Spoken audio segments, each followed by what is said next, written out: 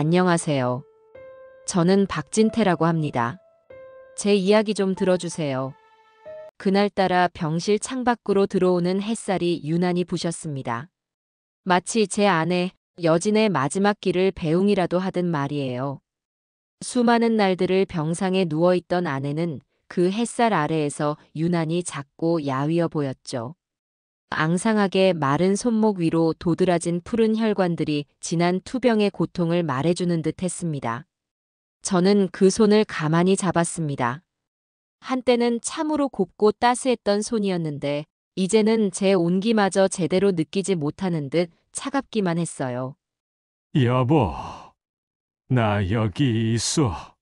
민석이도 곧 올 거요. 제 목소리가 제 귀에도 낯설게 들릴 만큼 떨리고 있었습니다. 아내는 가쁜 숨을 몰아쉬며 희미하게 눈을 떴습니다.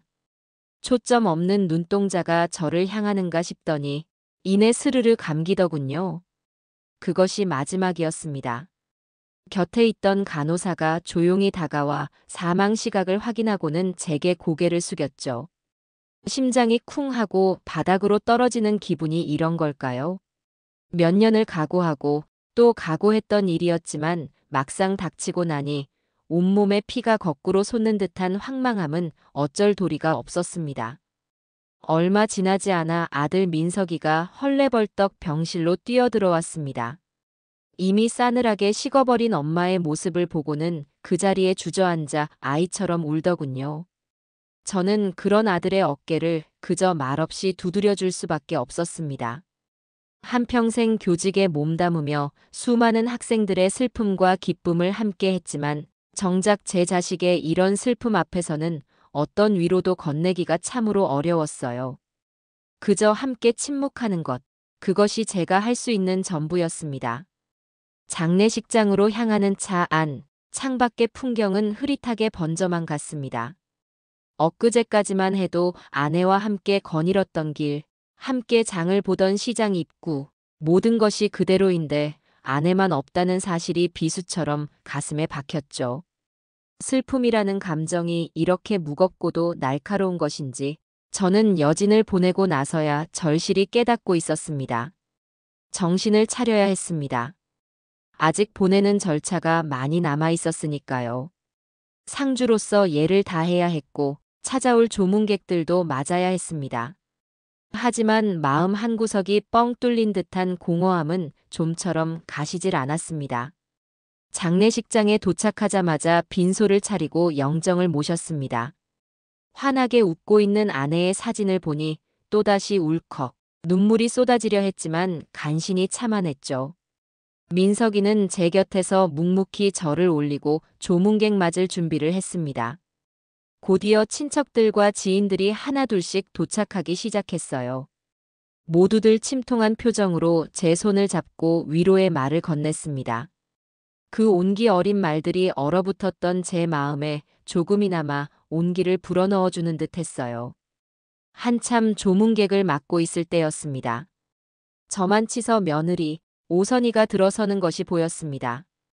검은 상복을 입고 있었지만 어딘지 모르게 그 모습이 영 어색하게 느껴졌어요.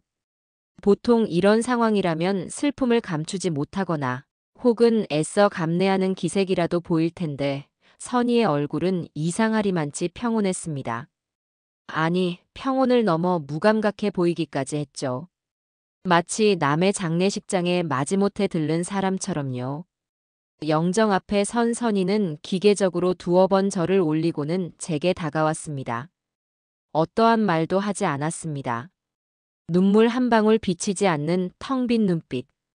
저는 순간 할 말을 잃었습니다. 물론 시어머니와의 관계가 아주 살가운 편은 아니었다는 것을 알고는 있었지만 그래도 남편의 어머니가 돌아가신 자리 아닙니까? 이런 태도는 도저히 이해할 수가 없었어요. 다른 조문객들 틈에 섞여 사람들을 맞는 동안에도 선희는 유독 겉도는 느낌이었습니다. 간간히 민석이와 몇 마디 대화를 나누는 듯 했지만 그 표정은 여전히 변함이 없었죠. 슬픔에 잠긴 다른 가족들과는 확연히 다른 분위기였습니다. 저는 애써 그 모습을 외면하려 했지만 마음 한구석에서 불길한 예감이 스멀스멀 피어오르는 것을 막을 수는 없었습니다. 저 아이, 지금 무슨 생각을 하고 있는 걸까? 아내가 살아생전 선의에 대해 간간히 불만을 토로했던 기억들이 불현듯 떠올랐습니다. 그때는 그저 고부간의 흔한 갈등이려니 하고 대수롭지 않게 넘겼던 일들이었죠. 하지만 지금 이 순간 선의의 저 이해할 수 없는 태도는 제 마음속에 작은 의심의 씨앗을 심기에 충분했습니다. 시간은 무심하게 흘러 어느덧 입관식이 진행될 시간이 되었습니다. 여물하고 수의를 입힌 아내의 모습은 정말이지 눈뜨고 보기 힘들 정도로 안쓰러웠어요. 민석이는 하염없이 눈물을 흘렸고 저 역시 목구멍까지 차오르는 슬픔을 억누르느라 입술을 깨물어야 했습니다. 친척 몇몇 분들도 함께 오열하며 아내의 마지막 가는 길을 지켜보았죠. 그 슬픔과 비통함 속에서 유독 선이만이 담담한 표정으로 한쪽 구석에 서 있었습니다. 마치 강 건너 불 보듯 하는 태도였어요. 입관식이 끝나고 잠시 조문객들의 발길이 뜸해진 틈이었습니다. 저는 멍하니 아내의 영정사진만 바라보고 있었죠. 그때였습니다. 선희가 제게 다가와 조용히 말을 건넸습니다. 그 목소리는 낮고 차분했지만 그 내용은 제 귀를 의심하게 만들기에 충분했습니다. 아버님, 어머님 그래도 큰 고생 안 하시고 편히 가셨으니 호상이세요. 순간 제 머릿속이 하얗게 비어버리는 듯한 충격에 휩싸였습니다. 제가 지금 무엇을 들은 것일까요? 호상? 내 아내가 죽었는데 호상이라고? 믿을 수가 없었습니다. 내 아내는 오랜 투병 끝에 고통스럽게 눈을 감았는데 그 마지막 길이 어찌 호상이 될 수 있단 말입니까? 온몸에 피가 싸늘하게 식는 것 같았습니다.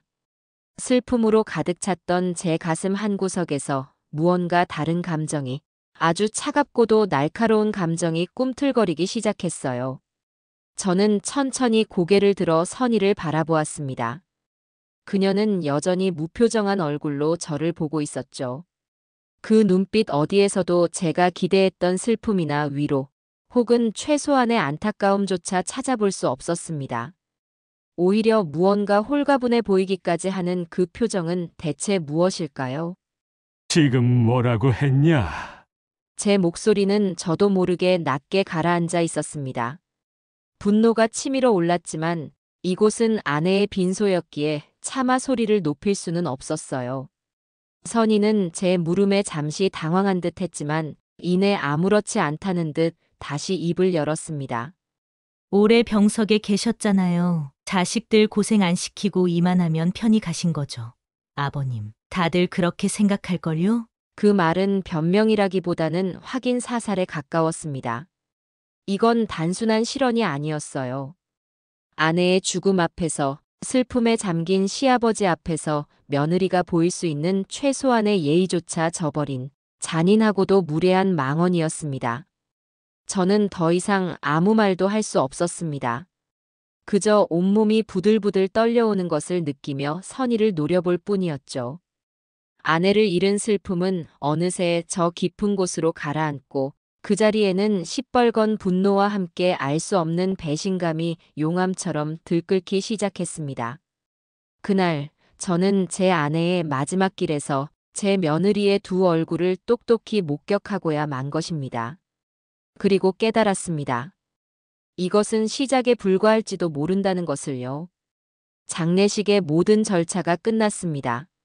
사흘이라는 시간이 어떻게 흘러갔는지 모를 정도로 경황이 없었죠. 아내를 차가운 땅 속에 묻고 돌아오는 길, 문득 올려다본 하늘은 야속하게도 티 없이 맑았습니다. 마치 아무 일도 없었다는 듯 평온하기 그지없는 하늘을 보며 가슴 한구석이 더욱 시려왔어요.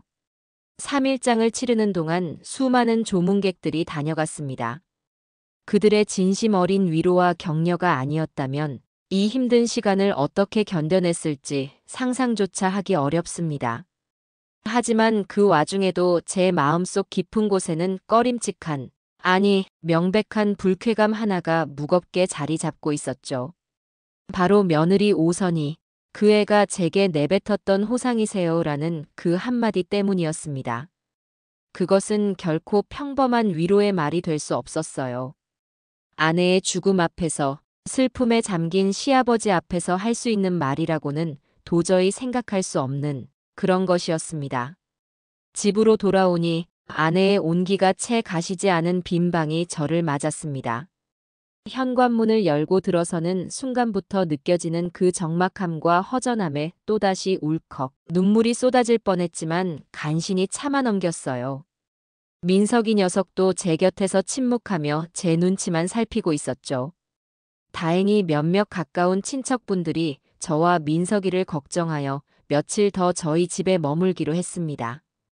텅 빈 집에서 홀로 슬픔을 감당해야 하는 것보다는 사람의 온기가 있는 편이 훨씬 낫다고 생각했기에 그분들의 배려를 사양하지 않았습니다. 그날 저녁 다 함께 둘러앉아 저녁 식사를 마친 후였습니다. 거실에서 이런저런 이야기를 나누던 중 자연스럽게 며느리 선희에 대한 이야기가 나왔죠. 가장 먼저 입을 연 것은 제 바로 아래 여동생, 그러니까 민석이에게는 고모가 되는 사람이었습니다. 평소에도 직설적인 성격이긴 했지만 그날따라 더욱 거침이 없었어요. 오빠, 아무리 생각해도 선이 말이야. 이번 일에 너무 무심하더라. 어른 돌아가신 자리에 와서 슬퍼하는 기색은커녕 무슨 남의 일 보듯 멀뚱멀뚱 서 있기만 하고 내가 다 민망해서 혼났다니까. 그 말에 다른 친척들도 기다렸다는 듯이 한마디씩 거들기 시작했습니다. 맞아요. 요즘 젊은 사람들이 옛날 같지 않다고는 하지만 이건 정말 경우가 아니라고 생각해요. 시어머니 상인데 어떻게 저렇게 눈물 한 방울 안 비칠 수가 있어요. 우리 때는 상상도 못할 일이었지. 저는 그저 씁쓸한 미소를 지으며 묵묵히 듣고만 있었습니다. 저 혼자만 그렇게 느낀 것이 아니었다는 사실에 일종의 안도감이 들면서도 동시에 며느리에 대한 실망감은 더욱 커져만 갔죠. 아들 민석이는 옆에서 어쩔 줄 몰라 하며 안절부절 못하는 기색이 역력했습니다. 선이가 원래 감정 표현이 좀 서툴러서 그래요. 겉으로는 무덤덤해 보여도 속으로는 많이 힘들었을 거예요. 너무 나무라지 마세요. 선의를 감싸려는 아들의 말은 그러나 공허하게 들릴 뿐이었습니다. 여기 모인 친척들은 물론이고 저 역시 선의를 한두 해본 것이 아니었으니까요. 감정 표현에 서툰 것과 슬픔이라는 감정 자체를 느끼지 못하는 것처럼 보이는 것은 분명히 다른 차원의 문제였습니다. 그날 밤 저는 잠자리에 누워서도 쉽사리 잠을 이루지 못했습니다. 아내의 죽음 앞에서 며느리가 보였던 그 이해할 수 없는 태도, 그리고 결정적으로 제 가슴에 비수처럼 박힌 호상이세요라는 그 한마디가 밤새도록 제 머릿속을 헤집고 다녔습니다. 이건 단순한 무심함이나 몰상식의 문제가 아닐지도 모른다는, 더 깊고 어두운 무언가가 숨겨져 있을지도 모른다는 불길한 예감이 제 온몸을 휘감았어요. 그렇게 며칠이 흘렀습니다. 아내의 49제도 아직 한참이나 남은 어느 날 새벽이었어요. 가슴이 답답하고 도무지 잠이 오지 않아 뒤척이다가 결국 자리에서 일어나 거실로 나왔습니다. 물이라도 한 잔 마실까 하는데 베란다 쪽에서 희미하게 소곤거리는 목소리가 들려왔죠. 틀림없는 며느리 선희의 목소리였습니다. 저는 저도 모르게 숨을 죽이고 발걸음을 그쪽으로 옮겼습니다. 창문이 살짝 열려 있었고 그 틈으로 새어나오는 목소리가 밤의 정적 속에서 유난히 선명하게 들려왔어요. 나야. 생각보다 일이 빨리 정리될 것 같아. 당신도 알잖아. 그 양반 고집 센 거. 그런데 이번엔 좀 다르네. 아무튼 그럼 우리 원래 계획대로 밀고 나갈 수 있겠지? 그래. 작은 문제는 너무 걱정하지 마. 민석 씨만 잘 구슬리면 돼. 어머니 가시고 나니까 오히려 일이 좀 더 수월해진 면도 없지 않아 있고. 순간 저는 제 귀를 의심했습니다. 지금 저게 사람의 입에서 나올 소리란 말인가? 무슨 계획? 작은 문제? 그리고 어머니가 가시고 일이 수월해졌다고? 온몸의 피가 차갑게 식는 것 같았습니다. 더 이상 그 추악한 대화를 듣고 있을 수가 없어서 저는 소리 없이 뒷걸음질쳐 제 방으로 돌아왔습니다. 하지만 이미 제 심장은 걷잡을 수 없이 요동치고 있었죠. 그 통화 내용은 명백히 아내의 죽음, 그리고 그로 인해 파생될 어떤 이익과 관련된 음모를 암시하고 있었습니다. 상속 재산, 그것 말고는 다른 것이 떠오르지 않았어요. 설마 했던 의심이 걷잡을 수 없는 확신으로 변해가는 끔찍한 순간이었습니다. 아내의 빈자리에 대한 슬픔보다 더 큰 인간에 대한 혐오와 배신감이 제 온몸을 떨리게 만들었어요. 다음 날 아침, 저는 아무렇지 않은 척 민석이를 따로 불렀습니다.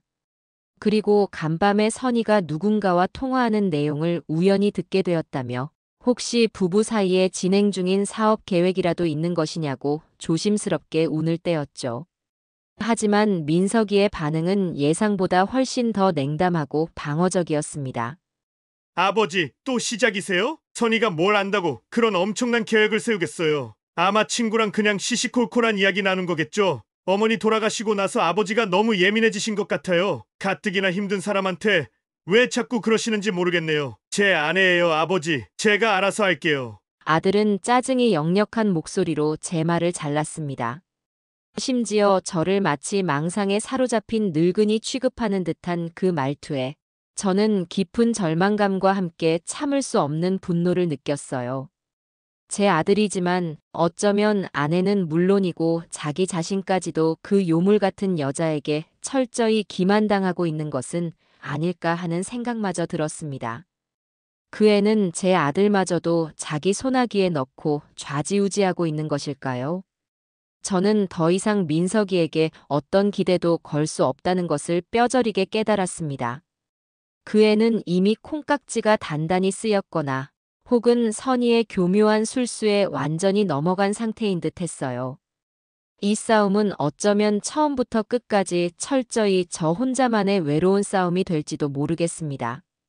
하지만 그렇다고 해서 여기서 물러설 수는 없었죠.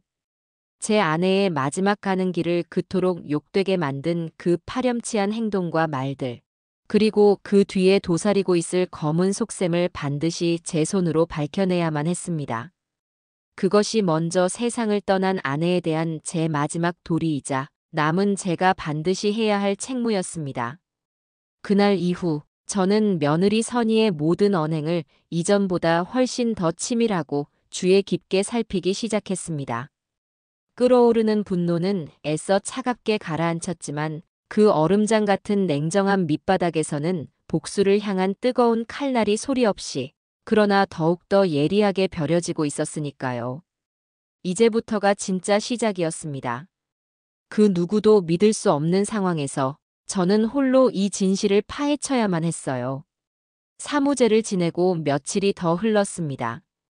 이제는 슬픔을 어느 정도 갈무리하고 아내의 유품을 정리해야 할 때가 왔다는 생각이 들었죠. 여진이 평생을 함께했던 손때 묻은 물건들을 하나하나 정리하려니 그 시절의 추억들이 파노라마처럼 스쳐 지나가 다시금 눈시울이 뜨거워졌습니다. 옷가지며 빛바랜 사진들, 손때 묻은 낡은 살림살이들까지. 어느 것 하나 아내와의 기억이 깃들지 않은 것이 없었어요. 한참을 그렇게 아내의 흔적들과 마주 앉아 슬픔과 회한에 잠겨 있는데 장롱 깊숙한 서랍 안쪽에서 자물쇠로 잠긴 낡은 일기장 하나를 발견했습니다. 아내가 결혼 초부터 간간히 아주 비밀스럽게 써내려간 것으로 보이는 일기였죠. 작은 열쇠는 일기장 바로 옆에 붙어 있었습니다. 저는 떨리는 손으로 자물쇠를 열고 조심스럽게 먼지를 털어낸 뒤 첫 장을 넘겼습니다. 일기장에는 아내의 소녀 시절 감성이 묻어나는 소소한 일상들과 함께 민석이가 태어나고 자라면서 겪었던 기쁨과 슬픔, 그리고 제가 평소 무심하게 지나쳤던 아내의 깊은 속마음들이 진솔하게 담겨 있었습니다. 한 장 한 장 넘길 때마다 아내가 느꼈을 감정들이 고스란히 전해져 와 가슴이 미어졌죠. 그리고 마침내 제가 찾고 있던 며느리 선희에 대한 이야기가 나오기 시작했습니다. 처음에는 새로운 식구를 맞이하는 기대와 약간의 어색함이 섞인 감정들이 대부분이었어요. 오늘은 민석이가 선이라는 아가씨를 데리고 와 정식으로 인사를 했다. 참하고 예쁘장한 아이인데 어딘지 모르게 마음 한구석이 편치 않은 것은 왜일까? 내가 너무 예민한 것이겠지. 그러나 시간이 흐를수록 그 내용은 조금씩 그러나 분명하게 어두운 그림자를 들이우기 시작했습니다. 선이가 또 돈 이야기를 꺼냈다. 민석이 사업 자금으로 필요하다는데 아무리 생각해도 내키지가 않는다. 저번에 빌려간 돈도 아직인데 요즘 선이의 씀씀이가 부쩍 커진 것 같아. 걱정이 태산이다. 민석이 월급만으로는 도저히 감당하기 어려울 텐데 대체 어디서 그런 돈이 나오는 걸까? 혹시 내가 모르는 빚이라도 있는 것은 아닌지. 오늘은 선이와 크게 다투고 말았다. 내 진심을 조금도 알아주려 하지 않는 것 같아. 너무 속상하다. 그 아이의 진짜 속을 도무지 모르겠다. 선이야, 너는 대체 어떤 아이인 거니? 일기장 곳곳에는 아내가 며느리 선의의 이해할 수 없는 금전 문제나 이기적인 행동들로 인해 남몰래 마음고생을 했던 흔적들이 빼곡하게 적혀 있었습니다. 저는 일기장을 읽어내려가며 몇 번이고 가슴을 쳤어요. 왜 나는 아내의 이런 힘든 속내를 제대로 알아주지 못했을까요? 그저 흔한 고부 갈등이려니 혹은 세대 차이에서 오는 사소한 오해려니 하며 너무나 안일하게 생각했던 제 자신이 한없이 원망스럽고 부끄러웠습니다. 이 일기장은 며느리 선의의 가면을 벗겨낼 수 있는 무엇과도 바꿀 수 없는 중요한 실마리가 될 수 있겠다는 확신이 들었죠. 그날부터 저는 더욱 본격적으로 선의의 과거와 현재를 은밀하게 추적하기 시작했습니다. 아내의 일기장에 적힌 내용들을 바탕으로 우선 민석이 몰래 선의가 결혼 전에 다녔던 직장의 동료들을 수소문해 보았어요. 쉽지는 않았지만 다행히 어렵사리 연락이 닿은 한 전 직장 동료는 선의에 대해 매우 구체적인 이야기를 들려주었습니다. 오선희 씨요. 네, 기억나죠. 예쁘고 세련된 스타일이긴 했는데 좀 뭐랄까 허영기가 심했어요. 자기 월급 수준에 맞지 않는 명품을 좋아했고 늘 남들에게 과시하려는 경향이 있었죠. 그래서 주변에 자잘한 빚도 좀 있다는 소문이 파다했어요. 동료들 사이에서는 평판이 썩 좋지는 않았습니다. 그 말은 아내의 일기 내용과 놀라울 정도로 정확히 일치하는 것이었습니다. 다음으로는 선의의 대학 시절 동창에게도 연락을 시도했습니다. 그녀 역시 비슷한 뉘앙스의 이야기를 전해주었죠. 선이요. 아, 기억나요. 학교 다닐 때도 자존심이 엄청 세고 남들한테 조금이라도 지는 걸 병적으로 싫어했어요. 특히 돈 문제에 있어서는 굉장히 예민하고 계산적이었습니다. 친구들 사이에서도 그런 면 때문에 알게 모르게 거리를 두는 경우가 많았죠. 주변 탐문을 통해 얻은 정보들은 제 의심을 더욱 굳건하게 만들었습니다. 며느리 선의는 제가 생각했던 것보다 훨씬 더 이중적이고 계산적인 인물일 가능성이 높았어요. 그러던 어느 날 마치 하늘이 제게 증거를 내려주시기라도 한 것처럼 집으로 배달된 우편물들 사이에서 선의 앞으로 온 카드사 독촉장을 우연히 발견하게 되었습니다. 민석이와 선의는 아직 분가하지 않고 저희 집에서 함께 생활하고 있었기에 간혹 이렇게 우편물이 섞여 들어오곤 했습니다. 겉봉투에는 땡땡카드라는 글자가 선명했고 더 결정적인 것은 봉투 한쪽에 찍힌 붉은색 최종납 부통고라는 고무인이었죠. 봉투를 직접 열어볼 수는 없었지만 그 자체로도 선의의 재정 상태가 심각한 위험 수준이라는 것을 짐작하기에 충분했습니다. 저는 아무도 몰래 그 독촉장 봉투를 사진으로 여러 장 찍어두었습니다. 이것은 며느리 선의의 경제적 파탄을 증명하는 명백하고도 중요한 증거가 될 테니까요. 아니나 다를까 그 무렵부터 선의는 더욱 노골적으로 아내의 유산에 대해 입을 열기 시작했습니다. 아직 아내의 49제는커녕 초제도 제대로 지나지 않은 시점이었음에도 불구하고 말이에요. 어느 날 저녁 온 가족이 함께 식사를 마친 후 거실에 모여 앉아 있는데 선의가 마치 기다렸다는 듯이 입을 열었습니다. 아버님, 이제 어머님 재산 정리도 슬슬 시작하셔야 하지 않을까요? 어머니 명의로 된 아파트도 있고 제가 알기로는 은행 예금도 좀 있으신 것 같던데 이제 저희도 앞으로 집도 사야 하고 이것저것 계획하고 있는 게 좀 있어서요. 그 말을 듣는 순간 저는 애써 눌러왔던 분노가 다시금 머리끝까지 치솟는 것을 느꼈습니다.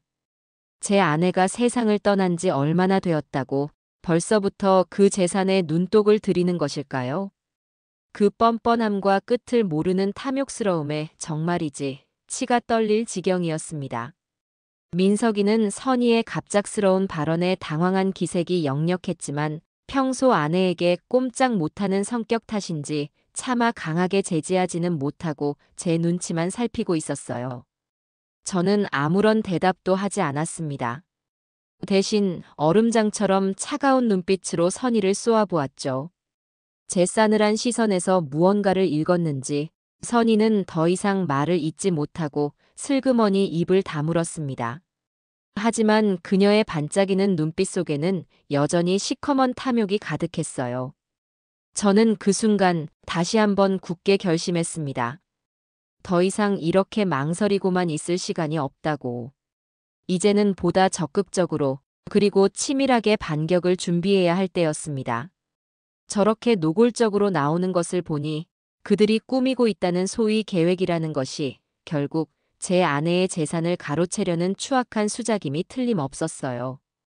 저는 조만간 신뢰할 수 있는 변호사를 만나 구체적인 법적 대응 방안을 논의해야겠다고 마음먹었습니다.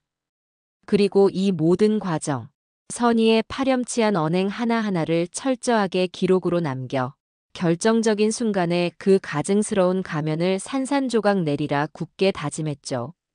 이제는 감정을 앞세울 때가 아니었습니다. 철저한 준비와 냉정한 이성만이 이 싸움에서 이길 수 있는 유일한 방법이었으니까요. 며칠 후 저는 오랜 세월 깊은 우정을 나눠온 친구이자 법조계에서도 능력과 신망이 두텁기로 정평이 난 김영준 변호사를 개인적으로 찾아갔습니다. 평생을 교직에만 몸담아온 제게 법인이 소송인이 하는 문제들은 늘 어렵고 낯설기만 한 분야였기에 이런 중대한 문제에 있어서는 반드시 전문가의 냉철한 판단과 도움이 절실했죠. 김 변호사는 그의 사무실에서 저를 따뜻하게 맞아주었지만 제가 무거운 표정으로 털어놓는 이야기를 듣는 내내 그의 얼굴은 점점 심각하게 굳어져 갔습니다. 아내의 마지막 순간부터 시작해서 며느리 선희가 장례식장에서 내뱉었던 호상이세요라는 충격적인 발언, 베란다에서 우연히 엿듣게 된 그녀의 수상한 통화 내용, 아내가 남긴 일기장에 담겨있던 가슴 아픈 기록들, 그리고 최근 들어 더욱 노골적으로 변한 그녀의 재산 요구까지. 모든 이야기를 소상히 털어놓자 김 변호사는 한동안 아무 말도 잊지 못한 채 깊은 생각에 잠겨 있더군요. 박 선생 정말이지. 그동안 마음고생이 얼마나 심했겠나. 이건 단순한 가족 간의 불화나 오해의 수준을 넘어선 문제로 보이네. 명백히 어떤 의도를 가지고 계획적으로 접근한 정황이 다분해 보여. 한참의 침묵 끝에 김 변호사는 제 손을 진심으로 걱정스럽게 잡아주며 위로의 말을 건넸습니다. 그리고는 곧바로 날카로운 법률가의 눈빛으로 돌아와 이 복잡한 상황을 타개해 나갈 구체적인 해결책을 모색하기 시작했죠.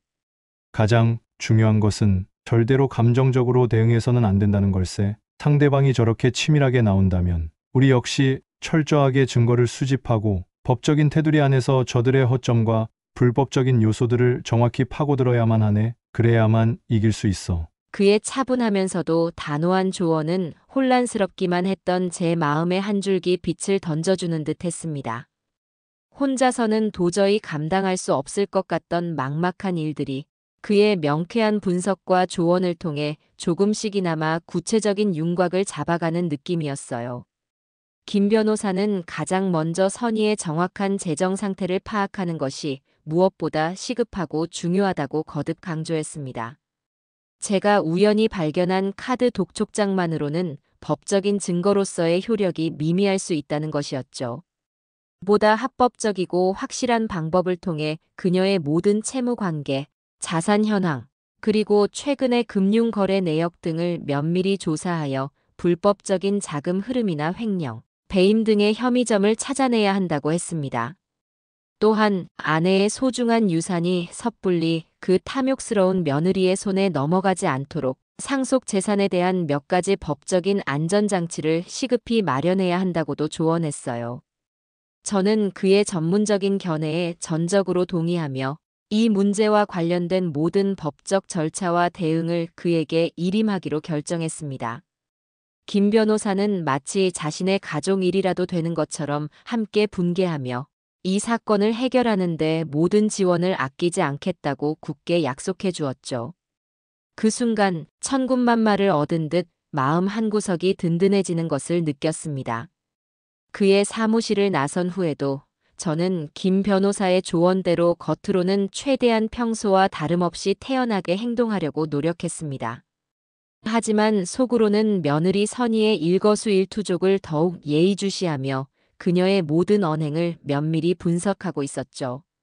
선희는 제가 자신의 재산 요구에 대해 아무런 반응을 보이지 않고 침묵으로 일관하자 점점 더 초조해하고 불안해하는 기색이 역력했습니다. 그 초조함은 고스란히 민석이에게로 향하는 듯했어요. 민석이에게 거의 매일같이 재산 문제에 대해 불평을 늘어놓거나 압박을 가하는 듯한 분위기가 감지되었습니다.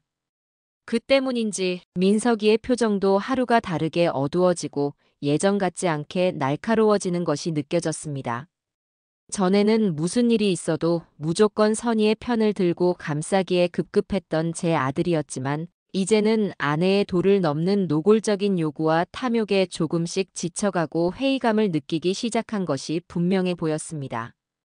그러던 어느 날 저녁 민석이가 제 방으로 혼자 찾아왔습니다. 그의 얼굴에는 깊은 고민과 혼란스러움이 가득 어려 있었죠.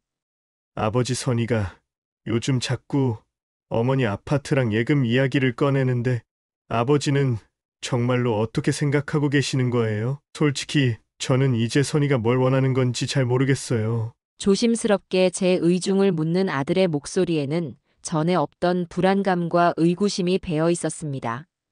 저는 이때가 절호의 기회라는 생각이 들었지만 섣불리 직접적으로 선희를 비난하거나 제 속내를 드러내지는 않았습니다. 대신 최대한 차분하고 이성적인 목소리로 아들에게 되물었죠. 글쎄다. 아들아, 내 엄마가 평생을 아끼고 모아 남긴 소중한 재산이니 당연히 신중하고 또 신중하게 결정해야 할 문제겠지. 그런데 선희는 대체 왜 그렇게까지 서두르는 것이냐? 혹시 무슨 급한 일이라도 있는 것이냐? 민석이는 제 질문에 깊은 한숨을 내쉬며 고개를 떨구었습니다. 저도 그게 답답해요. 아버지, 요즘 부쩍 돈 이야기가 많아졌어요. 꼭 뭔가에 크게 쫓기는 사람처럼 조급해 보이고 예민해져 있고요. 제가 조금이라도 다른 의견을 내려고 하면 불같이 화를 내기도 하고요. 그의 말을 통해 이미 부부 사이에 작지만 분명한 균열이 생기기 시작했음을 직감할 수 있었습니다. 저는 아들에게 작은 의심의 불씨를 던져준 것에 일단 만족하며 모든 것이 자연스럽게 무르익을 때를 끈기 있게 기다리기로 했습니다. 며칠 뒤 김 변호사로부터 긴급한 연락이 왔습니다. 선희의 대략적인 재정 상황을 파악했는데 예상했던 것보다 훨씬 더 심각한 수준이라는 충격적인 내용이었죠. 여러 금융기관에 상당한 액수의 채무가 있었을 뿐만 아니라 이미 여러 장의 카드를 돌려막기 하며 겨우겨우 버티고 있는 위태로운 상황이라는 것이었습니다. 이대로 가다가는 조만간 파산 신청을 해야 할지도 모른다는 말까지 덧붙였어요. 김 변호사는 이제 다음 단계로 넘어가야 할 때라며 제게 한 가지 은밀한 제안을 했습니다. 바로 며느리 선희에게 결정적인 미끼를 던져 그녀의 탐욕을 더욱 자극하고 스스로 덫에 걸려들게 만드는 것이었죠. 저는 김 변호사의 치밀한 조언에 따라 며칠 후 선희와 단둘이 있을 때 마치 아무렇지도 않다는 듯 슬쩍 말을 흘렸습니다. 아, 참. 너희 시어머니가 나 몰래 비상금을 좀 두둑이 모아둔 것 같더구나. 집안 어딘가에 숨겨둔 모양인데 어디에 얼마나 되는지는 나도 정확히는 모르겠다만 듣자 하니 액수가 제법 상당한 모양이야. 물론 이 모든 것은 그녀를 함정에 빠뜨리기 위한 새빨간 거짓말이었습니다. 제 아내 여진이는 평생을 검소하게 살아온 사람이었고 저 모르게 거액의 비자금을 숨겨둘 만한 위인이 절대 아니었으니까요. 제 말을 듣는 순간 선희의 눈빛이 순간적으로 탐욕으로 번뜩이는 것을 저는 놓치지 않았습니다. 네. 정말이세요, 아버님?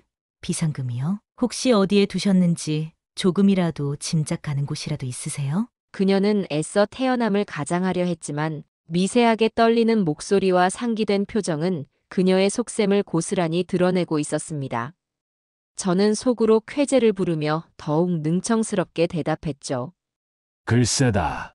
워낙 꼼꼼하고 알뜰한 사람이라 어디에 그렇게 꼭꼭 숨겨두었는지 나로서는 도무지 짐작조차 하기 어렵구나. 하지만 집안 어딘가에 분명히 있을 테니 잘 찾아보면 나오지 않겠니? 너가 한번 각별히 신경 써서 꼼꼼하게 찾아보렴. 만약 찾게 된다면 그건 온전히 너의 공으로 해야지. 안 그러냐? 선희는 제 말에 얼굴 가득 화색이 돌며 활짝 웃었습니다. 네, 아버님. 물론이죠. 제가 한번 집안 전체를 샅샅이 뒤져서라도 꼭 찾아낼게요. 걱정 마세요. 그녀는 제가 던진 달콤한 미끼를 아무런 의심 없이 덥석 문 것이죠.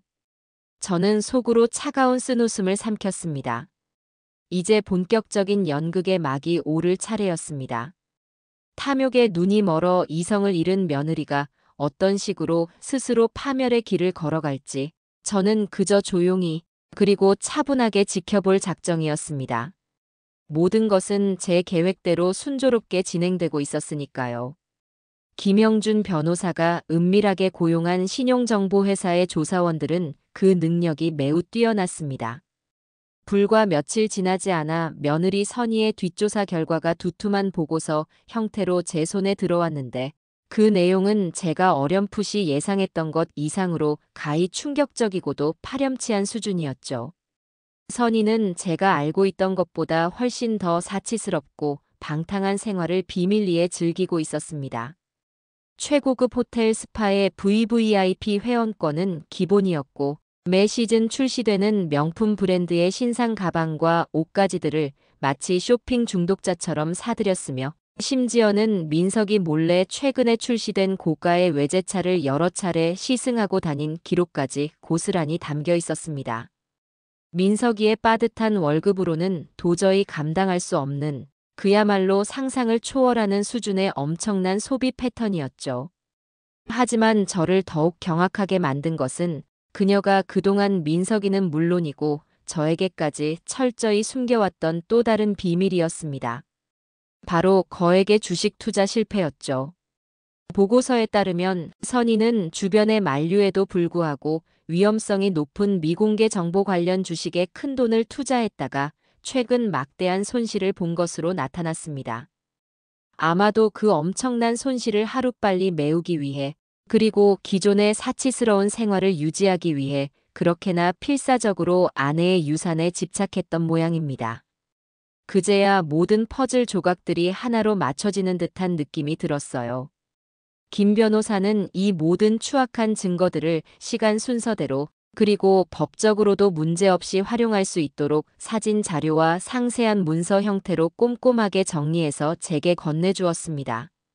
저는 서재에 홀로 앉아 그 자료들을 몇 번이고 반복해서 찬찬히 살펴보며 치밀어 오르는 격한 분노를 힘겹게 억눌렀습니다. 제 아내 여진이가 평생을 땀 흘려 정직하게 일하고 한 푼 두 푼 아껴가며 어렵게 모은 그 소중한 재산을 저렇게까지 허영심 많고 분수도 모르는 파렴치한 며느리에게 단 한 푼이라도 넘겨줄 수는 없다는 결심이 더욱 확고해졌어요. 그리고 이제는 더 이상 민석이도 이 추악한 진실로부터 외면하게 해서는 안 된다고 판단했습니다. 아무리 하나뿐인 제 아들이지만 아내의 실체를 전혀 모른 채 계속해서 저런 이중인격자와 같은 여자와 한평생을 함께 살아가도록 내버려 둘 수는 없었으니까요. 저는 그날 밤 민석이에게 전화를 걸어 최대한 침착하고 낮은 목소리로 말했습니다. 아들아, 내 엄마가 남긴 중요한 유품들 중에 너에게 꼭 직접 보여주고 확인시켜 주고 싶은 것이 있다. 그러니 오늘 저녁 퇴근 후에 잠깐 집으로 들르거라. 민석이는 제 평소답지 않은 진지한 목소리에 무언가 심상치 않은 일이 있음을 직감한 듯 의아해하면서도 그러겠다고 순순히 대답했죠. 그날 저녁 예정된 시간에 민석이가 다소 긴장된 표정으로 집에 도착했을 때 저는 마치 아무것도 모르는 것처럼 최대한 태연하고 자연스럽게 그를 맞이했습니다.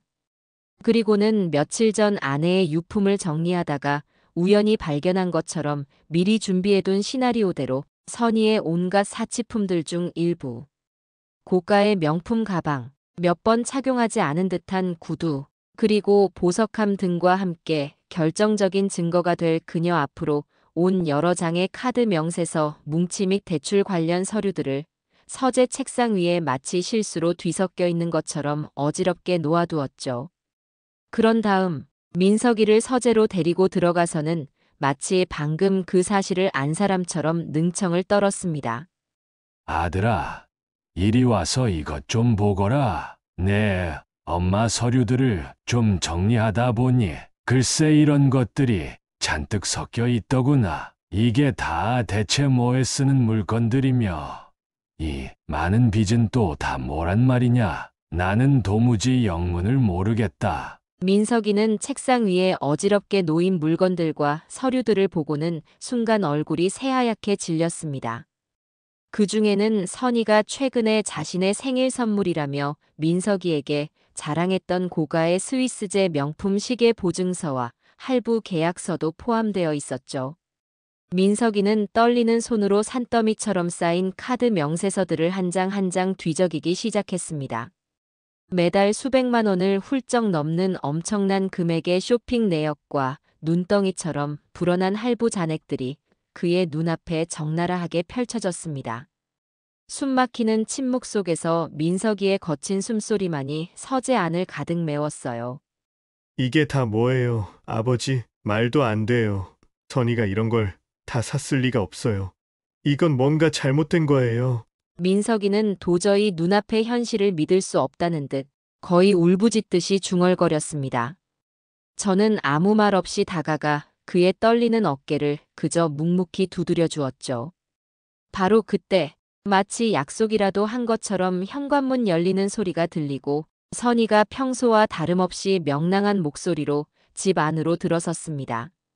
서재에서 풍기는 심상치 않은 분위기를 감지한 그녀는 곧장 서재 문을 열고 들어섰고 심각한 표정으로 마주 앉아 있는 저와 민석이, 그리고 책상 위에 산처럼 쌓여 있는 자신의 치부들을 보고는 순간 얼음처럼 굳어버리는 것을 저는 똑똑히 목격했습니다. 선이야, 이게 다 뭐야? 당신 이런 걸 다 언제 무슨 돈으로 산 거야? 그리고 이 빚들은 다 뭐고? 민석이가 배신감과 분노로 뒤섞인 떨리는 목소리로 다그치자 선희는 당황한 기색을 애써 감추고는 곧바로 그녀의 주특기인 눈물 연기를 시전하기 시작했습니다. 여보, 그게 아니라 어머니 돌아가시고 나서 제가 마음 둘 곳이 없어서 너무 힘들어서 나도 모르게 스트레스 때문에 그만, 정말이야.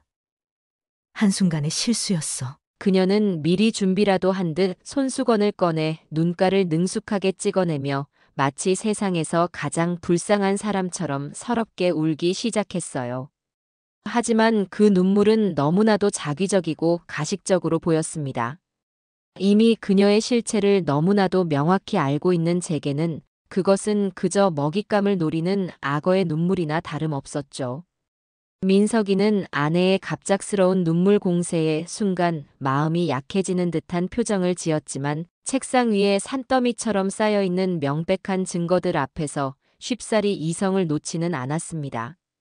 힘들었다고 이런 엄청난 고가의 물건들을 그렇게 생각 없이 마구 사들일 수 있는 거야? 우리 형편에 이게 지금 말이 된다고 생각해? 그리고 당신, 나한테는 생활비가 부족하다고 매달 그렇게 바가지를 긁었잖아. 민석이의 목소리에는 깊은 실망감과 함께 전에 없던 단호함이 묻어 있었습니다. 선희는 계속해서 울먹이며 이런저런 변명을 늘어놓았지만 그 변명들은 대부분 앞뒤가 맞지 않았고 전혀 설득력이 없었어요. 정말이야. 여보, 다 나도 모르게. 그냥 정말 한순간의 실수였다니까. 앞으로는 절대 이런 일 없을 거야. 응? 제발 한 번만 용서해줘. 그녀는 민석이의 팔에 필사적으로 매달리며 애원했지만 민석이는 차갑게 그 손을 뿌리쳤습니다. 그의 눈빛은 싸늘하게 식어 있었죠. 저는 그 모든 광경을 한쪽 구석에서 아무 말 없이 조용히 지켜보고 있었습니다. 드디어 며느리 오선희의 두껍고도 가증스러운 가면이 조금씩 벗겨지고 그 뒤에 숨겨져 있던 탐욕스럽고 이기적이며 심지어는 거짓 눈물로 위기를 모면하려는 비겁하기 짝이 없는 맨얼굴이 적나라하게 드러나는 순간이었으니까요. 그것이 바로 제가 그토록 증오하고 경멸했던 제 며느리 오선희의 진짜 본 모습이었습니다. 이제 제 아들 민석이도 그 추악한 실체를 어렴풋이나마 깨닫기 시작한 것 같았어요. 물론 오랫동안 믿고 사랑했던 아내의 배신을 한순간에 모두 받아들이기는 심적으로 매우 힘들고 고통스럽겠지만 강력한 의심의 씨앗은 이미 그의 마음속 가장 깊은 곳에 단단히 뿌리내렸을 겁니다. 저는 오늘 밤 민석이가 잠 못 이루고 밤새도록 수많은 생각과 번민에 휩싸이게 되리라는 것을 어렵지 않게 직감했습니다. 그리고 그것은 바로 제가 오랫동안 치밀하게 계획해온 처절한 복수의 다음 단계를 위한 매우 중요하고도 결정적인 과정이 될 것이었죠. 모든 것은 이제 시간 문제였습니다. 그날 밤 서재에서 벌어진 일은 우리 가족에게, 특히 아들 민석이에게는 거대한 폭풍과도 같았습니다. 선희의 가증스러운 눈물과 변명은 민석이의 마음을 갈기갈기 찢어 놓았을 테지요. 저는 민석이가 자신의 방으로 돌아간 뒤에도 한참 동안 서재에 홀로 남아 깊은 생각에 잠겼습니다. 제 아들이 받은 상처가 얼마나 클지, 그리고 앞으로 이 험난한 과정을 어떻게 헤쳐나가야 할지, 아버지로서의 걱정과 복수를 계획하는 자로서의 냉정함이 교차하며 마음이 복잡했죠. 하지만 이미 주사위는 던져졌고 이제는 멈출 수 없었습니다. 다음 날 아침, 민석이는 퉁퉁 부은 눈으로 제 방을 찾아왔습니다. 밤새 한숨도 못 잔 듯 얼굴은 창백했고 눈빛은 공허했죠. 제 앞에 선 아들은 한동안 아무 말도 하지 못하고 그저 고개만 숙이고 있었습니다. 한참의 침묵 끝에 마침내 떨리는 목소리로 입을 열었습니다. 아버지, 제가 어리석었습니다. 정말 죄송합니다. 그 한마디에 얼마나 많은 후회와 자책, 그리고 슬픔이 담겨 있는지 저는 느낄 수 있었어요. 민석이는 지난밤 제가 서재를 나간 뒤 선희와 단둘이 남아 긴 시간 동안 대화를 나누었다고 했습니다. 아니, 대화라기보다는 일방적인 추궁에 가까웠다고 하는 편이 맞겠지요. 처음에는 울며불며 자신의 결백을 주장하던 선희도 민석이가 조목조목 증거를 들이밀며 몰아세우자 결국 본색을 드러내기 시작했다고 합니다. 그래, 내가 좀 썼다. 그게 뭐 그렇게 죽을 죄야? 당신 엄마 유산 좀 미리 당겨 쓴다고 생각하면 안 돼. 당신은 나한테 그 정도도 못 해줘? 오히려 큰 소리를 치며 적반하장 격으로 나오는 선희의 모습에 민석이는 그 자리에서 모든 희망과 기대를 접었다고 했습니다. 더 이상 자신이 알던 그리고 사랑했던 아내의 모습은 어디에도 찾아볼 수 없었다고요. 그녀의 입에서는 시어머니였던 제 아내에 대한 존경심은커녕 일말의 죄책감조차 찾아볼 수 없는 험한 말들이 쏟아져 나왔다고 합니다. 솔직히 너네 엄마 너무 오래 살았잖아. 병수발 지긋지긋했는데 잘 돌아가신 거 아니냐고. 장례식장에서 제게 했던 그 망언을 이번에는 제 아들 앞에서 고스란히 반복한 것이지요. 그 말을 듣는 순간 민석이는 온몸의 피가 거꾸로 솟는 것 같았다고 했습니다.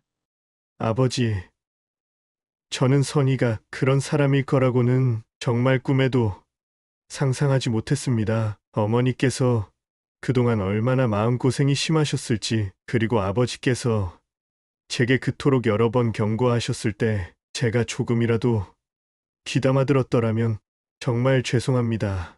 아버지, 그리고 돌아가신 어머니께도 너무나 죄송스러워서 얼굴을 들 수가 없습니다. 민석이는 결국 제 앞에서 무너져 내리듯 오열했습니다. 저는 말없이 아들의 등을 토닥이며 함께 슬퍼했습니다. 아들의 슬픔은 곧 제 슬픔이었고 아들의 분노는 제 분노와 다르지 않았으니까요. 하지만 이제는 슬픔에만 잠겨 있을 때가 아니었습니다. 아들아, 이제라도 너가 진실을 알게 되었으니 다행이다. 아직 늦지 않았어. 내 엄마의 억울함을 풀고 저 악독한 아이에게 제대로 된 죗값을 치르게 하려면 지금부터 우리가 정신을 똑바로 차려야 한다. 제 말에 민석이는 눈물을 닦고 결연한 표정으로 고개를 끄덕였습니다.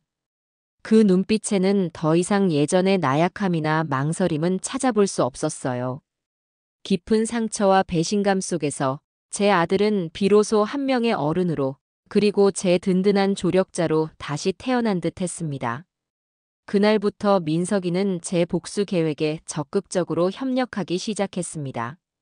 우선 민석이는 선이 몰래 그녀의 개인적인 물품들을 뒤져 추가적인 증거들을 확보하는 데 주력했습니다. 아내의 일기장에 언급되었던 선이가 시어머니인 제 아내의 인감도장을 여러 번 찾았다는 내용을 기억해내고는 혹시나 하는 마음에 선이의 화장대 서랍 깊숙한 곳을 살펴보았다고 해요.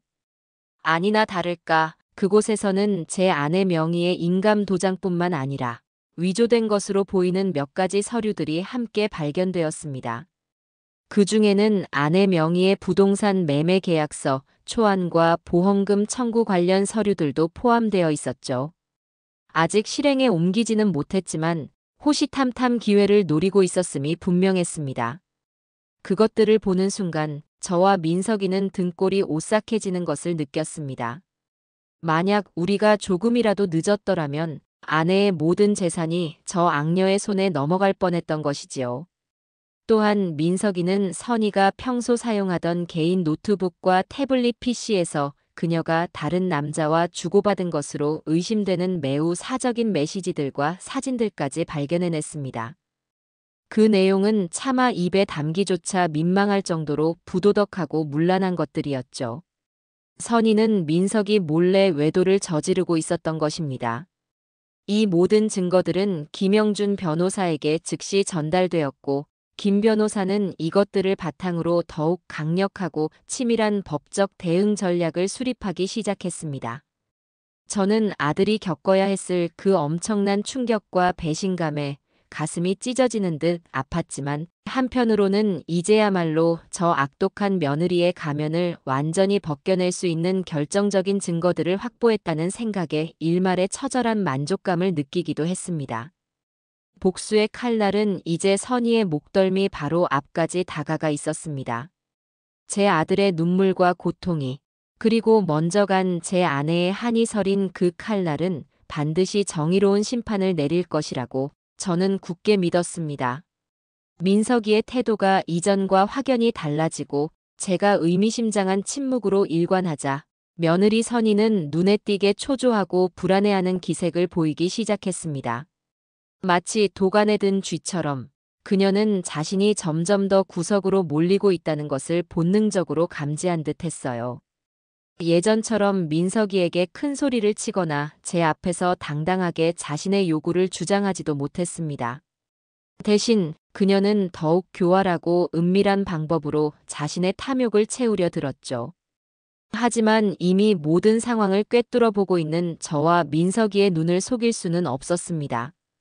어느 날 민석이는 선이가 자신 몰래 은행에 다녀왔다는 사실을 알게 되었습니다. 그리고 며칠 후에는 제 아내 명의로 된 예금 계좌에서 거액의 현금이 인출되려다 미수에 그친 사건이 발생했죠. 은행에서 본인 확인 절차를 까다롭게 진행하는 바람에 실패한 것이었습니다. 아마도 선이가 제 아내의 인감도장과 신분증을 위조하여 예금을 가로채려 했던 모양입니다. 이 사실은 김 변호사를 통해 은행 측에 미리 협조를 구해놓은 덕분에 신속하게 파악할 수 있었고 그녀의 범죄 행각을 입증하는 또 하나의 명백한 증거로 확보되었습니다. 저는 선의의 대담하고도 파렴치한 행동에 혀를 내두르면서도 그녀가 스스로 무덤을 파고 있다는 생각에 냉소를 금할 수 없었죠. 궁지에 몰린 선의는 이제 주변 사람들을 자신의 편으로 끌어들이려는 시도까지 하기 시작했습니다. 가까운 친척들에게 전화를 걸어 눈물로 하소연하며 제가 마치 악덕 시아버지라도 되는 것처럼 매도하고 민석이가 자신을 부당하게 의심하고 괴롭힌다고 거짓말을 늘어놓았다고 해요. 심지어는 제가 아내의 유산을 독차지하기 위해 자신과 민석이를 이간질하고 있다는 터무니없는 헛소문까지 퍼뜨리고 다녔습니다. 하지만 이미 장례식장에서 그녀의 몰상식한 태도를 목격했던 친척들 중 그 누구도 그녀의 말을 믿어주는 사람은 없었죠. 오히려 그녀의 그런 행동은 그녀 자신의 평판을 더욱더 깎아내리는 결과만 초래할 뿐이었습니다. 김 변호사는 선의의 이러한 자멸적인 행동들을 오히려 역이용하여 그녀를 더욱 완벽한 법적 함정에 빠뜨릴 계획을 세웠습니다. 예를 들어 선의가 위조 서류를 사용하여 부동산 명의를 이전하려고 시도할 가능성에 대비하여 관련 기관에 미리 정보를 제공하고 협조를 요청해두는 시기였습니다. 또한 그녀가 저나 민석이에게 보복하기 위해 허위 사실을 유포하거나 명예를 훼손하는 발언을 할 경우 즉시 법적으로 대응할 수 있도록 모든 준비를 철저히 해두었죠. 마치 거미줄처럼 보이지 않는 법망이 선의의 주변을 서서히 그러나 확실하게 옥죄어 들어가고 있었습니다. 시간이 흘러 드디어 아내의 49제가 다가왔습니다. 저는 49제를 마친 후 가족들이 모두 모인 자리에서 이 모든 진실을 밝히고 선의의 죄를 묻기로 결심했습니다. 김 변호사와 민석이도 제 뜻에 동의했죠. 이것은 단순한 가족회의가 아니라 악행에 대한 준엄한 심판의 자리가 될 것이었습니다. 모든 증거 자료는 이미 완벽하게 정리되어 있었고 김 변호사는 법적인 절차에 대해서도 만반의 준비를 마친 상태였습니다. 49제를 며칠 앞둔 어느 날 저녁, 저는 마지막으로 선의에게 자비를 베푸는 척하며 실은 그녀의 의중을 떠보고자 단둘이 만날 것을 제안했습니다. 선희야, 내가 너에게 마지막으로 기회를 주려고 한다. 내가 지금까지 저지른 모든 잘못을 솔직하게 인정하고 내 아내와 민석이 그리고 나에게 진심으로 용서를 빈다면 너가 아무리 밉다 한들 한때는 내 며느리였던 아이니 최대한 선처할 수 있는 방법을 찾아보겠다. 물론 이것은 진심이 아니었습니다. 그녀가 과연 어떤 반응을 보일지 마지막까지 일말의 양심이라도 남아있는지를 확인하고 싶었을 뿐이죠. 하지만 제 예상대로 선의는 끝까지 자신의 잘못을 인정하지 않았습니다. 오히려 눈을 부릅뜨고 제게 대들더군요. 아버님, 제가 뭘 그렇게 잘못했는데요? 저는 억울해요. 아버님이야말로 저를 처음부터 미워하셨잖아요. 그리고 민석 씨도 아버님 말만 듣고 저를 이렇게 나쁜 사람으로 몰아가고 있는 거고요. 저는 절대로 용서 빌 생각 없어요. 그녀의 뻔뻔하고도 악에 바친 태도를 보며 저는 마음속으로 실소를 금치 못했습니다. 그래, 역시 너는 그런 아이였지. 스스로 파멸의 길을 선택하는구나. 이로써 내 마음의 마지막 한 조각 미련마저 완전히 사라졌다. 이제 남은 것은 오직 냉엄한 심판뿐이었습니다. 저는 더 이상 아무 말도 하지 않고 차갑게 돌아섰습니다. 폭풍전야의 고요함처럼 모든 것은 이제 예정된 파국을 향해 치닫고 있었죠. 마침내 아내의 49제가 끝났습니다. 절에서 모든 예를 마치고 집으로 돌아온 후 저는 미리 약속된 대로 민석이와 선의 그리고 만일을 대비해 몇몇 핵심적인 사실을 알고 있는 가까운 친척 몇 분과 김영준 변호사를 집 거실로 불렀습니다. 거실에는 무거운 침묵과 함께 팽팽한 긴장감이 감돌았죠. 이것은 단순한 가족 모임이 아니었습니다. 한 사람의 추악한 가면을 벗기고 그 죄를 묻는 준엄한 심판의 자리였으니까요. 며느리 선희는 애써 태어난 척, 오히려 피해자라도 되는 양 굳은 표정으로 거실 소파 한쪽에 앉아 있었습니다. 하지만 불안하게 떨리는 그녀의 눈빛과 창백하게 질린 안색은 그녀의 속마음을 고스란히 드러내고 있었죠. 제 아들 민석이는 착잡하면서도 단호한 표정으로 제 옆자리를 지켰습니다. 김 변호사는 두툼한 서류 뭉치를 들고 침착하게 상황을 주시하고 있었고요. 제가 먼저 무겁게 입을 열었습니다.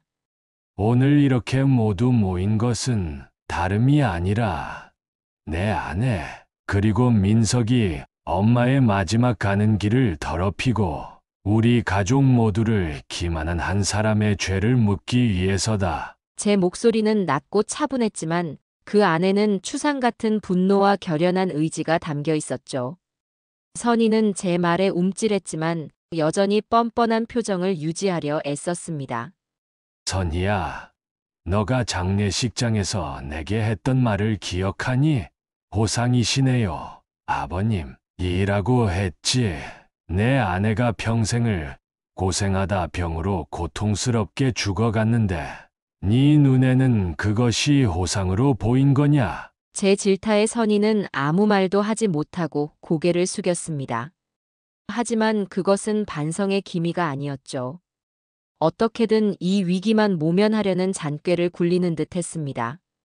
이어서 민석이가 입을 열었습니다. 그의 목소리는 슬픔과 분노로 가늘게 떨리고 있었죠. 선희야, 아니 오선희 씨, 당신은 나에게 우리 엄마가 병수발 지긋지긋했는데 잘 돌아가셨다고 했지. 그게 아내로서, 며느리로서 할 수 있는 말이야? 당신은 인간도 아니야. 민석이는 선희의 사치스러운 생활과 엄청난 빚, 그리고 제 아내의 재산을 노리고 벌였던 온갖 파렴치한 행각들을 하나하나 열거하기 시작했습니다. 그때마다 김 변호사는 준비해온 증거 자료들, 카드 명세서, 대출 서류, 부동산 및 보험 관련 위조 시도 증거, 심지어 선희의 문란한 사생활을 암시하는 자료들까지 차례대로 테이블 위에 올려놓았습니다. 선희는 처음에는 모함이에요. 다 거짓말이에요. 아버님이 저를 미워해서, 그리고 민석 씨가 저를 내쫓으려고 전부 다 꾸며낸 일이라고요. 라며 악을 쓰며 부인하려 했습니다. 하지만 산더미처럼 쌓여가는 명백한 증거들 앞에서 그녀의 발악은 점점 힘을 잃어갔죠. 특히 그녀가 다른 남자와 주고받은 민망한 메시지 내용 일부가 공개되자 선희의 얼굴은 하얗게 질리다 못해 잿빛으로 변해버렸습니다. 함께 자리했던 친척들도 처음에는 반신반의하는 표정이었지만 계속해서 제시되는 증거들 앞에서 경악을 금치 못하며 선희를 향해 싸늘하고 경멸 어린 시선을 보내기 시작했어요. 궁지에 몰린 선희는 갑자기 태도를 바꿔 눈물을 쏟아내며 동정심에 호소하려 했습니다. 제가 정말 잘못했어요. 한순간 제가 미쳤었나 봐요. 제발 한 번만 용서해 주세요. 아버님. 여보. 네. 하지만 이미 그녀의 악어의 눈물에 여러 번 속았던 저와 민석이는 더 이상 그 어떤 동요도 보이지 않았습니다. 김 변호사는 냉정한 목소리로 선희가 저지른 행위들이 법적으로 어떤 처벌을 받을 수 있는지, 그리고 민석이가 제기할 이혼 소송에서 그녀가 얼마나 불리한 입장에 처하게 될지를 명확하게 설명해 주었죠. 사문서 위조, 사기 미수 등은 명백한 형사 처벌 대상이 될 수 있었습니다. 모든 것이 밝혀지자 선희는 마치 실성한 사람처럼 발악하기 시작했습니다. 내가 뭘 그렇게 잘못했는데. 다 너희들 때문이야. 나도 피해자라고. 하지만 그녀의 절규는 그 누구의 마음도 움직이지 못했습니다. 오히려 그녀의 추악한 본 모습만을 더욱더 선명하게 드러낼 뿐이었죠. 그녀가 유일하게 믿었던, 그리고 자신의 방패막이가 되어줄 것이라고 생각했던 몇몇 친척들마저도 이제는 완전히 등을 돌린 상태였습니다. 선희는 그 자리에서 완벽하게 고립되었고 그녀의 두껍고도 가증스러웠던 가면은 산산조각 나 바닥으로 떨어져 내렸습니다. 그 순간 저는 속으로 외쳤습니다. 여보, 봤소. 당신을 욕되게 한 저 아이의 비참한 최후를 이제 당신도 편히 눈 감을 수 있을 거요. 길고도 길었던 심판의 날은 그렇게 막을 내리고 있었습니다. 모든 추악한 진실이 백일하에 드러나고 며느리 오선희의 두껍고도 가증스러웠던 가면이 산산조각 나 그 추악한 민낯을 드러낸 그 순간 거실 안에는 숨막히는 침묵만이 무겁게 감돌았습니다. 선희는 더 이상 발악하거나 변명할 힘조차 남아있지 않은 듯 아니면 자신이 처한 이 절망적이고도 파멸적인 상황을 그제야 현실로 받아들인 것인지 넋이 나간 사람처럼 소파 한 구석에 힘없이 주저앉아 멍하니 허공만을 응시하고 있었죠. 한때 그토록 오만하고 당당했던 그녀의 눈에는 이제 초점조차 없이 텅 비어 있었고 눈물조차 이미 다 말라버린 듯 건조하기 짝이 없었습니다. 한때 화려했던 그녀의 모습은 온데간데 없고 초라하고 비참한 패배자의 그림자만이 그녀를 깊게 드리우고 있었어요. 그때 제 아들 민석이가 천천히 자리에서 일어섰습니다. 그의 얼굴에는 깊은 슬픔과 배신감, 그리고 이루 말할 수 없는 회한이 어려 있었지만 그 눈빛만은 이전과는 비교할 수 없을 정도로 단호하고도 차갑게 빛나고 있었죠. 민석이는 이미 모든 감정의 정리를 끝낸 사람처럼 낮고도 힘있는 목소리로 선희에게 마지막 통보를 건넸습니다. 오선희 씨 아니, 이제는 그렇게 부를 가치조차 없는 당신이라는 인간이 이렇게까지 잔인하고 이기적이며 파렴치한 존재인 줄은 정말 꿈에도 상상하지 못했어. 당신은 내 어머니의 마지막 가시는 길을 더럽혔고 내 아버지의 가슴에 대못을 박았으며 나를 철저히 기만하고 우롱했어. 더 이상 당신과 단 하루도, 아니 단 한 시간도 같은 하늘 아래에서 부부라는 이름으로 함께 숨쉬며 살아갈 자신이 없어. 우리는 오늘 여기서 모든 것을 끝내는 거야. 그 말 한마디 한마디는 마치 예리한 칼날처럼 선희의 가슴에 깊숙이 박혀들었을 겁니다. 민석이는 이미 김영준 변호사와 모든 법적 절차를 상의하고 준비해둔 상태였습니다. 그는 품 안에서 미리 준비해온 두툼한 서류 봉투를 꺼내 선희 앞 유리 테이블 위로 던지듯 내려놓았죠. 그 안에는 이혼 소장과 함께 선희의 명백하고도 수많은 유책 사유들, 혼인 기간 중에 지속적인 기망행위, 과도한 사치와 그로 인한 채무, 시부모에 대한 심각한 부당 대우 및 명예훼손, 그리고 결정적으로 혼인 관계를 회복 불가능할 정도로 파탄에 이르게 한 책임 등이 법률 용어로 상세하게 그리고 조목조목 빠짐없이 명시되어 있었습니다. 당연히 위자료 청구는커녕 재산 분할에 있어서도 선희에게는 단 한 푼의 자비도 베풀지 않는 극히 불리하고도 냉혹한 조건들이 담겨 있었죠. 선희는 떨리는 손으로 그 서류를 집어들었지만 몇 줄 읽어 내려가지도 못한 채 그대로 바닥에 떨어뜨리고 말았습니다. 그녀의 얼굴은 이제 공포와 절망을 넘어 거의 실성한 사람처럼 보였어요. 안 돼. 이럴 수는 없어. 여보, 내가 잘못했어. 내가 다 잘못했으니까. 제발 한 번만 용서해줘. 응? 우리가 어떻게 여기까지 왔는데 다시 시작할 수 있어. 여보. 그녀는 무릎까지 꿇고 민석이의 바짓가랑이를 붙잡고 애원했지만 민석이는 싸늘한 눈빛으로 그녀를 내려다볼 뿐 그 어떤 동요도 보이지 않았습니다. 이미 그의 마음은 차갑게 식어 돌처럼 굳어버린 후였으니까요. 김영준 변호사는 이어서 선희가 그동안 저질러왔던 여러 명백한 불법적인 행위들, 특히 제 아내 명의의 예금을 부정하게 인출하려 했던 사기 미수 사건과 인감도장 및 관련 공문서들을 위조하려 했던 시도 등에 대해 즉시 관할 경찰서에 형사 고발 절차를 진행할 것임을 차분하지만 엄중한 목소리로 경고했습니다.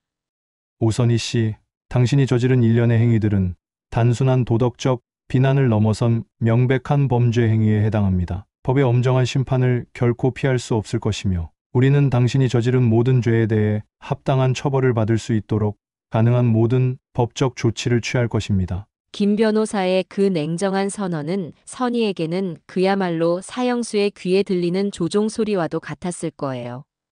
그녀의 얼굴은 이제 공포와 절망으로 완전히 일그러져 인간의 형상이라고는 찾아보기 힘들 정도였습니다. 한때의 아름다움이나 교활함 따위는 흔적도 없이 사라지고 오직 추악한 탐욕과 이기심만이 빚어낸 괴물의 모습만이 남아있을 뿐이었죠. 그날 이후 오선희의 삶은 그야말로 끝없이 추락하는 나락 그 자체였습니다. 민석이가 제기한 이혼 소송은 그녀의 명백한 유책 사유들로 인해 재판이라고 할 것도 없이 거의 일사천리로 진행되었고 법원은 당연하게도 민석이의 손을 들어주었습니다. 선희는 결국 이혼과 함께 민석이에게 상당한 액수의 정신적 피해 보상금까지 지급하라는 판결을 받았죠. 그녀가 그토록 집착했던 재산 분할은 단 한 푼도 인정받지 못했고 오히려 자신의 앞으로 되어 있던 얼마 되지 않는 재산마저도 각종 채무 변제와 위자료, 지급 등으로 모두 사라져버렸습니다. 형사 고발건 역시 신속하게 검찰 조사를 거쳐 사기 미수 및 사문서 위조 등의 혐의로 기소 의견으로 법원에 송치되었고 몇 차례의 공판 끝에 결국 징역형의 집행유예라는 무거운 법의 심판을 받게 되었습니다. 물론 당장 교도소 담장 안으로 들어가는 시령을 살지는 않았지만 전과자라는 주홍글 씨는 평생 그녀의 삶에 지워지지 않는 낙인으로 남게 되었죠. 그녀가 그토록 중요하게 생각했던 사회적 체면과 평판은 한순간에 휴지 조각처럼 구겨져 버린 것입니다. 하지만 그녀에게 내려진 진짜 형벌은 법적인 처벌이나 경제적인 파탄보다 훨씬 더 가혹하고도 냉정한 것이었습니다. 그것은 바로 철저한 사회적인 고립과 인간적인 매장이었죠. 장례식장에서 보였던 그녀의 그 파렴치하고도 몰상식한 행동들과 시어머니의 유산을 가로채기 위해 벌였던 온갖 추악하고도 탐욕스러운 만행들은 그날 가족회의에 참석했던 친척들을 통해 순식간에 모든 아는 사람들에게 낱낱이 퍼져나갔습니다. 한때 그녀의 화려한 겉모습을 부러워하거나 혹은 그녀의 교활한 거짓 연기에 속아 넘어갔던 사람들조차 이제는 그녀를 경멸하고 혐오하며 손가락질하기 시작했어요. 그녀는 더 이상 예전처럼 값비싼 명품으로 온몸을 치장하고 거리를 활보할 수도 없었고 자신을 따뜻하게 맞아주거나 진심으로 걱정해주는 사람 하나 없는 완벽한 외톨이 신세가 되었습니다. 그녀가 그토록 갈망하고 집착했던 돈과 허영, 그리고 안락하고 풍요로운 삶은 마치 한여름 밤의 꿈처럼 한순간에 신기루처럼 허무하게 사라져버린 것이죠. 저는 그 모든 처절한 과정들을 지켜보면서 이것이야말로 하늘이 내린 준엄한 천벌이자 그녀 스스로가 자신의 그릇된 욕망과 이기심으로 차곡차곡 쌓아 올린 인과응보의 결과라고 생각했습니다.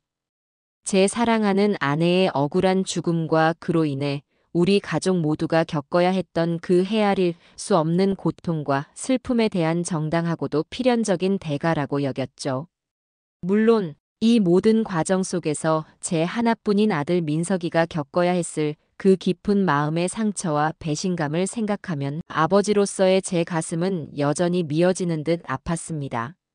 하지만 이 또한 그 아이가 앞으로 험난한 세상을 더욱 강하고 현명하게 헤쳐나가는 데 필요한 쓰디쓴 약과도 같은 값비싼 교훈이 되었으리라 애써 스스로를 위로했습니다. 결국 오선희는 자신이 그토록 이기적으로 뿌려댔던 거짓과 탐욕의 씨앗들이 불러온 파멸이라는 지독하게 쓰고도 혹독한 열매를 자기 손으로 직접 거두게 된 것입니다. 그녀가 그토록 바라고 원했던 시어머니의 죽음 뒤에 찾아올 것이라고 믿었던 달콤한 호상의 결실은 결국 그녀 자신의 영혼과 인생을 송두리째 파멸로 이끄는 치명적인 독배였음을 그녀는 너무나도 늦게 그리고 너무나도 처절하게 깨달았을 테지요. 그녀의 마지막 모습은 처량하다 못해 비참했습니다. 한때의 빛나던 모습은 온데간데 없고 탐욕에 눈이 멀어 모든 것을 잃고 홀로 남겨진 한 인간의 공허한 잔해만이 남아있을 뿐이었으니까요. 그것이 바로 제가 내린 그리고 어쩌면 하늘이 함께 내린 냉엄한 심판의 최종 결론이었습니다. 길고도 길었던 그리고 지독하게도 힘들었던 폭풍우가 마침내 지나간 후 우리 집에는 아주 오랜만에 깊고 잔잔한 평온함이 찾아왔습니다. 물론 그 평온함의 이면에는 사랑하는 아내이자 어머니였던 여진의 빈자리로 인한 사무치는 슬픔과 한때 가족이었던 며느리 오선이가 남기고 간 지울 수 없는 상처의 흔적들이 여전히 그림자처럼 짙게 남아 있었죠. 하지만 더 이상 서로를 의심의 눈초리로 바라보거나 숨막히는 긴장감 속에서 매 순간을 가시밭길처럼 불안하게 보내지 않아도 된다는 그 사실 하나만으로도 저와 제 아들 민석이는 이전에는 감히 상상할 수 없었던 큰 위안과 해방감을 느낄 수 있었습니다. 마치 오랫동안 무거운 돌덩이를 가슴에 안고 살다가 이제야 겨우 그것을 내려놓은 듯한 그런 후련함이었습니다. 모든 법적인 절차와 감정적인 소용돌이가 어느 정도 마무리된 후 저는 민석이와 함께 시간을 내어 조용히 아내의 산소를 다시 찾았습니다. 가을 햇살이 따사롭게 내리쬐는 양지 바른 곳에 자리한 아내의 무덤은 며칠 전 민석이가 정성껏 벌초를 해둔 덕분에 아주 깔끔하고 정갈한 모습이었죠. 우리는 함께 국화꽃 한 다발을 무덤 앞에 소중히 내려놓고 아내가 평소에 유난히 좋아했던 맑고 향긋한 백포도주 한 잔을 작은 잔에 따라 올렸습니다. 저는 잔을 올리며 나지막이 아내에게 말을 건넸습니다. 여보, 이제 정말로 모든 것이 다 끝났소. 당신을 그토록 욕되게 하고 우리 가족 모두를 그토록 힘들게 했던 그 못된 아이는 자신이 저지른 모든 죄에 대해 남김없이 그리고 처절하게 죄값을 다 치렀으니 이제 부디 이 세상의 모든 시름과 원망을 다 잊어버리고 저 높은 하늘나라에서는 그저 편안하고 행복하게 잠드시구려. 제 말에 바로 옆에 서 있던 민석이도 두 눈 가득 눈물을 글썽이며 말없이 고개를 깊이 끄덕였습니다. 그동안 애써 강한 척, 냉정한 척하며 억눌러왔던 슬픔과 회한, 그리고 어머니에 대한 그리움이 그제야 비로소 한꺼번에 터져나오는 듯 했어요. 우리는 한참 동안 아무 말 없이 서로의 어깨에 기댄 채 아내와 어머니의 따스했던 숨결이 느껴지는 듯한 그 무덤을 하염없이 바라보며 각자의 방식으로 그녀를 추모하고 또 추억했습니다. 이전에는 가슴을 짓누르던 분노와 복수심에 가려져 제대로 느끼지 못했던 아내에 대한 순수하고도 절절한 그리움과 변치 않는 사랑의 감정들이 마음속 가장 깊은 곳에서부터 뜨겁게 차오르는 것을 똑똑히 느꼈죠. 집으로 돌아온 후 저와 민석이는 이전과는 비교할 수 없을 정도로 훨씬 더 많은 시간을 함께 보내고 더 깊은 대화를 나누기 시작했습니다. 함께 마주 앉아 식사를 하고 저녁이면 거실에 나란히 앉아 예전에 아내가 좋아했던 낡은 드라마를 함께 보거나 가끔은 밤이 깊어가는 줄도 모르고 마당 평상에 앉아 술잔을 기울이며 서로의 가슴속에 담아두었던 속 깊은 이야기들을 허심탄회하게 나누기도 했죠. 그 진솔한 대화와 따뜻한 교감의 과정 속에서 우리는 서로가 받은 깊은 상처들을 가만히 보듬어주고 아내와의 행복했던 지난날의 추억들을 하나하나 공유하며 아주 조금씩 그러나 분명하게 치유받아갔습니다. 특히 제 아들 민석이는 이번에 그토록 혹독하고도 가슴 아픈 시련을 겪으면서 정신적으로나 인격적으로나 이전과는 비교할 수 없을 만큼 놀랍도록 성숙해진 모습이었습니다. 한때는 어리석고 미숙한 판단으로 저를 비롯한 가족 모두를 힘들게 하기도 했지만 이제는 누구보다 저를 깊이 이해하고 묵묵히 지지해주는 세상에서 가장 든든한 아들이자 친구가 되어주었죠. 아버지와 아들로서의 우리의 관계는 그 어떤 모진 풍파와 시련을 겪기 이전보다 오히려 더욱더 단단하고 애틋하게 그리고 서로를 향한 깊은 신뢰와 사랑으로 가득 채워진 것 같았습니다. 물론 가끔 저는 서재에 홀로 앉아 커피 한 잔을 앞에 두고 창밖을 바라보며 지난 시간들을 조용히 되돌아보곤 합니다. 제가 오선이에게 내렸던 그 혹독하고도 처절했던 천벌이 과연 전적으로 정당하고 올바른 것이었는지, 그리고 그 복수의 과정에서 제가 인간으로서 지켜야 할 최소한의 선을 넘어서 너무 지나치게 냉정하고 잔인했던 것은 아닌지에 대해서도 수없이 자문하며 깊은 생각에 잠기곤 하죠. 물론 그녀가 우리 가족에게 저지른 그 악랄하고도 파렴치한 행위들은 그 어떤 이유로도 용서받기 어려운 것이었고 자신이 뿌린 죄의 씨앗에 대해 그에 상응하는 처절한 대가를 치르는 것은 어쩌면 너무나도 당연한 세상의 이치였습니다. 하지만 그 모든 복수의 과정 속에서 제가 사랑하는 하나뿐인 아들 민석이가 직접 겪고 감내해야 했던 그 엄청난 정신적 고통과 인간적인 배신감을 생각하면 아버지로서의 제 마음은 여전히 칼로 베인 듯 아프고 무거우며 편치 않습니다.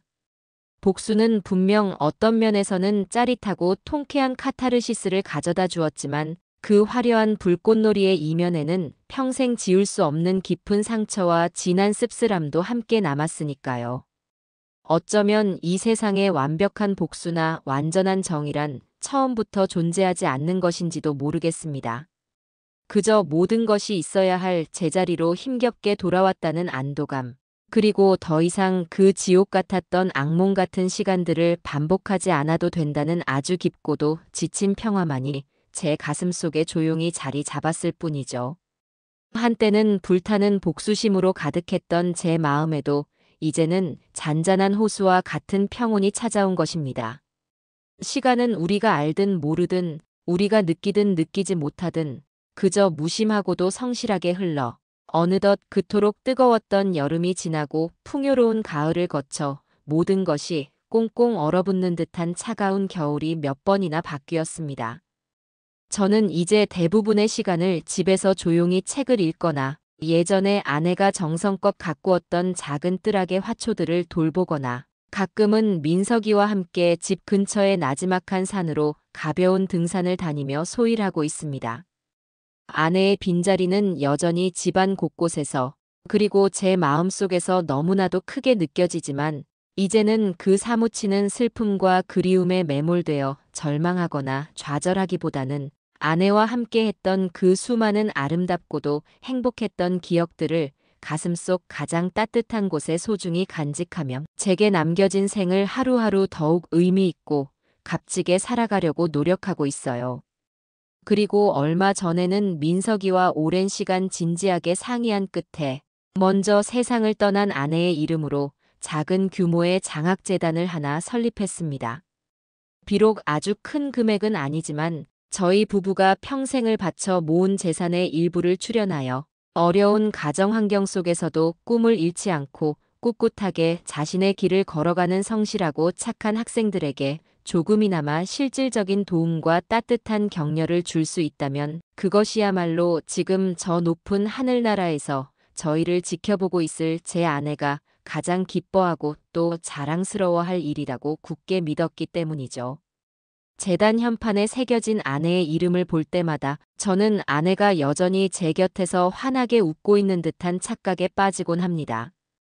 돌이켜보면 우리네 인생이란 참으로 한치 앞을 알 수 없는 안개 속과도 같은 것 같습니다. 전혀 예상하지 못했던 시련과 고난이 어느 날 갑자기 거대한 폭풍처럼 인정사정 없이 휘몰아치기도 하고 또 그 모질고도 혹독한 시련의 과정을 통해 이전에는 미처 깨닫지 못했던 인간 존재의 소중한 가치들과 삶의 깊은 의미들을 새롭게 발견하고 배우게 되기도 하니까요.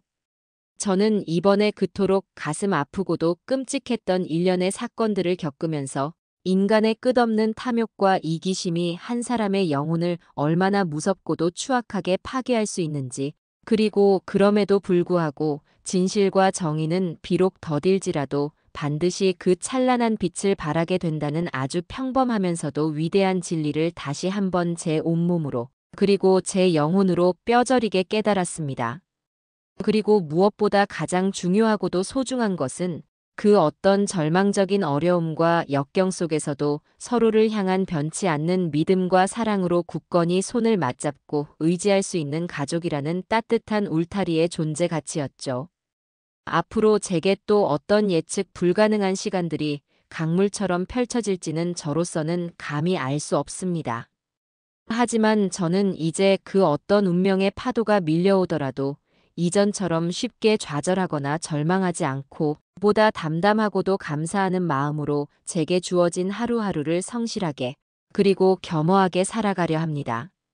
먼저 세상을 떠나 지금은 밤하늘의 가장 밝은 별이 되어 저를 비춰주고 있을 사랑하는 아내 여진의 영원한 평온과 안식을 두 손 모아 간절히 빌며, 그리고 이 모든 힘든 시간들을 묵묵히 함께 견뎌내고 이제는 제 삶의 가장 든든한 기둥이자 벗이 되어준 사랑하는 아들 민석이에게 가슴 깊은 곳으로부터 우러나오는 진심 어린 고마움을 전하며, 이 길고도 길었던, 그리고 슬프고도 아팠던 우리 가족의 이야기를 이제 정말로 마무리하려 합니다. 세상의 모든 상처 입은 영혼들에게도 언젠가는 따뜻한 치유의 햇살이 비추기를, 그리고 진실의 힘이 언제나 거짓의 어둠을 이겨내기를 간절히 소망하면서 말입니다.